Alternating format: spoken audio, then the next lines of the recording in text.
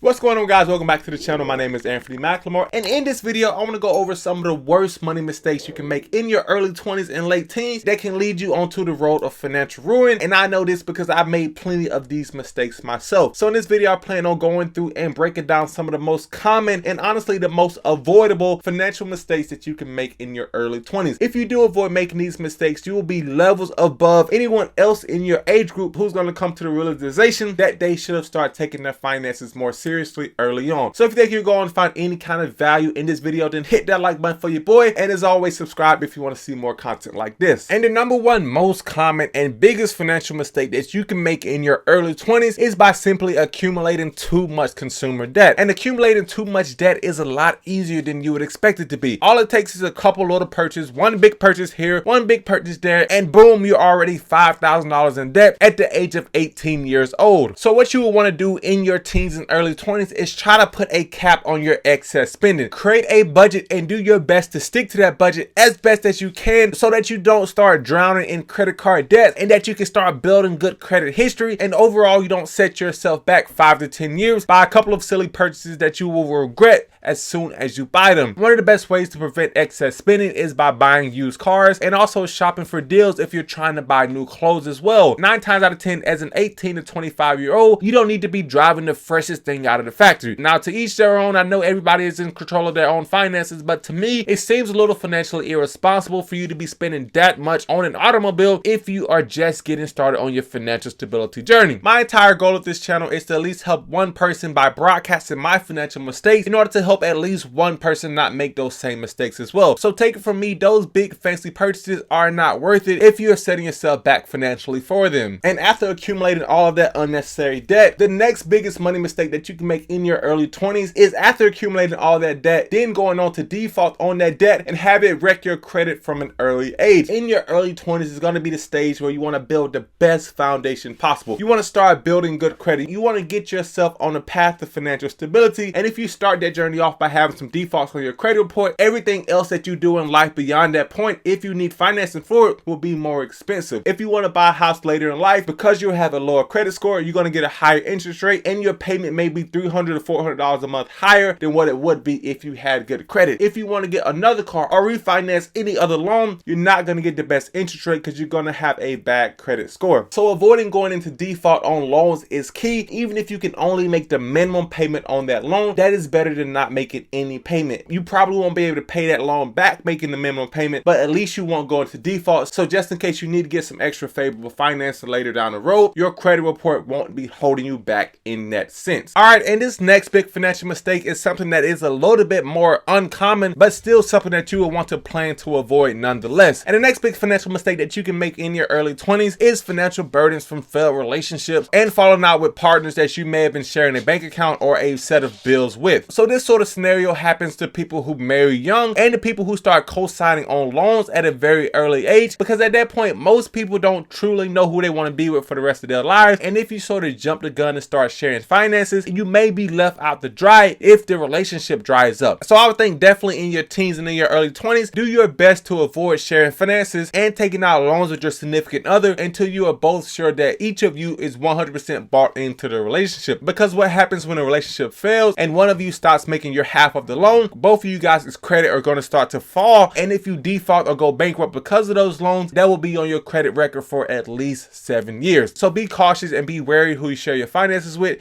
and just make sure that your significant other has your best interests at heart for the long haul. This is not a relationship channel by any means, but hey, I can share a few experiences from my life where I wish I wouldn't share some finances with someone. Now moving on to the next biggest financial mistake you can make in your early 20s, and I'm actually a victim of this as well because I really didn't know any better, and that financial mistake is going to be violating tax laws. Now, I didn't do anything incredibly bad like money laundering or tax evasion, but my own ignorance to the tax laws led me to having to pay some penalties that could have been avoided had I done a little bit more research on taxes. So in your early 20s, I would assume that you're your most ambitious, and you may even begin to dabble into some self-employment income or income from starting your own side hustle or business. And you see, whenever you make money, whether it's through your W-2 job or not, you will owe a portion of that to the federal government for the privilege of being a U.S. citizen. Now, obviously, if you start a lawn mowing business or anything where the customer pays you directly, the government can't automatically deduct what you owe them like they can from your paycheck every single month. month. And what would happen, because they still would want that portion of your paycheck, is that you have to calculate how much you owe them yourself and then make a payment to them when you file your taxes. However, this is where I slipped up a little bit and where I could have saved a little bit of money had I been a little bit more perceptive of the tax laws. When you make your own self-employment income, you have to make payments to the federal government, but you have to make those payments in the form of quarterly tax payments, meaning that you just can't make all of your money throughout the year and just give the government one lump sum whenever you file your taxes in April. What you have to do is calculate how much that you think you owe them at the end of every single quarter or every 3 months, and then make an estimated payment to that. And at the end of the year, they'll add up how much money you paid them and then let you know if you owe any more money to them or if you paid too much, and in that sense they'll give you a refund. So the government would like to get their money from you almost immediately after you earn it, but because they know that that is not feasible for every US citizen, they then settle for quarterly tax payment for self-employed individuals. And the reason why I wanted to include that in this video is that because since you're watching this video, I would assume that you're even a little bit ambitious about either getting on track financially or starting your own business, which I have a lot of other videos on my channel about that, or in any sense you may be making money outside of your W-2 job, and it's important to do even further research to make sure you're following all of the tax laws and not having to pay any unnecessary money to Uncle Sam because they take so much more of it anyway. But moving on to the next biggest financial mistake you can make in your early 20s, and this one is going to be simply making bad investments with the expectation of getting rich quick. When you're in your early 20s, you are expected to have your highest risk tolerance because you have the most time to recover from any bad investments. But that doesn't mean that you should go out and be reckless with the little money that you may have and start blowing it on a lot of speculative investments, trying to turn 1 penny into $1 million. When I was just getting started into college, my big financial mistake was trying to be a day trader and turn $1,000 into $25,000 over the course of time where I called myself an investor. Had I put this $1,000 into an S&P 500 index fund at the time, it probably would be upwards of $5,000 as of today. I don't know the exact math, instead of the $0 that it ended up turning into, because obviously day trading didn't work out. So as you're watching videos like this and as you get more informed of how to be an investor, don't start chasing the rabbit and start trying to get rich quick, because ultimately that doesn't work out all that often. It's kind of like playing a lottery. You only hear the stories of when people actually win, and people always try to chase that winning feeling, but you never see the millions of people lose time and time again trying to be that one winner, and honestly may never end up being that one winner. So making smart and informed investment decisions and taking control of the amount of risk that you're taking is one of the biggest advantages that you can do if you start early and you start investing in your 20s. And for those who are an avid follower of the channel, yesterday I posted a video all about insurance and knowing what type and how much insurance to get. So in this video I want to talk briefly that the next biggest financial mistake you can make in your early 20s is not having the proper insurances. Yes, I know that insurance is annoying and most days there's not really a point in having it, but that one day that you do need it, that one day that you do have an accident, you're going to be so grateful that you planned ahead and had the forethought to have enough insurance to keep yourself in financial stability. The whole point of insurance, whether it's auto insurance, life insurance, pet insurance, is to make sure that an emergency doesn't have a huge financial burden. If you rear-end someone on the highway, most people realistically can't cough up $25,000 in order to repair that other person's car. However, if you have the proper insurance, then you can just pay your deductible and your insurance company can then pay out the money that is needed to repair any damages. So making sure you have the proper renter's insurance, making sure you have the proper life insurance, making sure you have the proper auto insurance will all save you in the case of emergencies, because as we know, emergencies happen and they happen quite often. So if you want to check out my video all about insurances, then I'll probably link it in the description below, but just know that insurance is important, so you might as well shell out that small monthly payment just so you're able to sleep a little bit better at night. But with all that being said, I really hope you enjoyed this video. If you found any kind of value in this video, then tap that like button for your boy,